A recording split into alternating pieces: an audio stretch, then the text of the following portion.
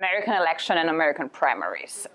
When it comes to Biden versus Bernie, what's your take on that, Najib?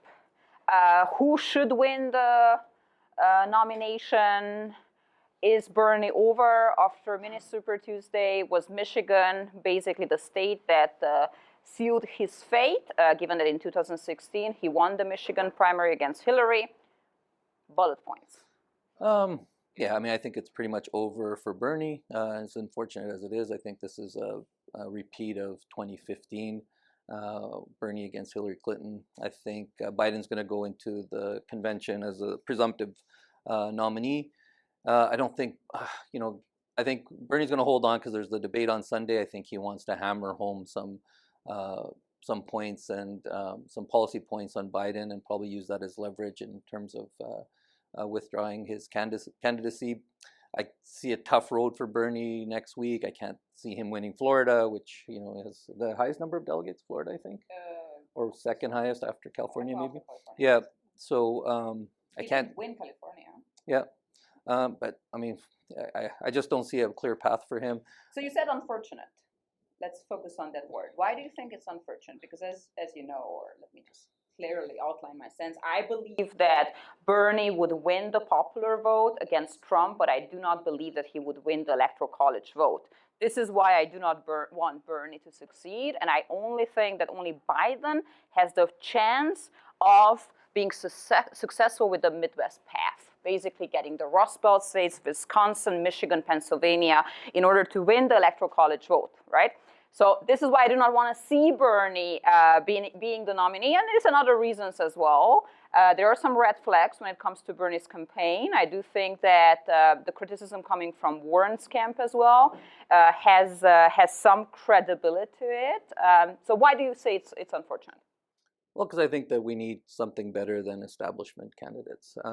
Actually, I don't think Biden can beat Trump. I think Trump is going to bulldoze him. These kinds of analysis that you see here are all based on, I had these same arguments with people in 2015 when I was saying that Trump was going to trounce Hillary, because people do these kinds of analysis. The fact of the matter is there's no one reason why one candidate beats another. It's very, very complex. And people don't generally vote along state lines, just like they don't vote along provincial lines when it comes to federal politics, especially when you voting for the president. There's so many other factors involved. I would just like to, yeah, but wait.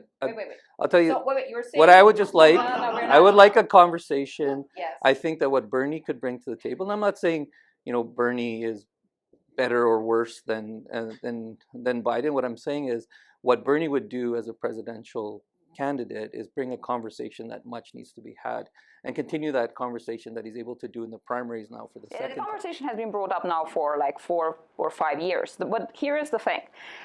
Bernie is failing to mobilize the millennial base, right? Because in 2016, Bernie was very successful with you guys, young millennials or Generation Z, who showed up, and they showed up in high numbers. The fact that they're not showing up in primaries and the fact that he wasn't able to attract the African-American vote, doesn't that already forecast and foreshadow that he would do really poorly in an election, running against Trump? No, not at all. So in 2013, I worked in Pakistan for Imran Khan's party. If you don't know who Imran Khan is, he's a famous cricketer. He's now the Prime Minister of Pakistan.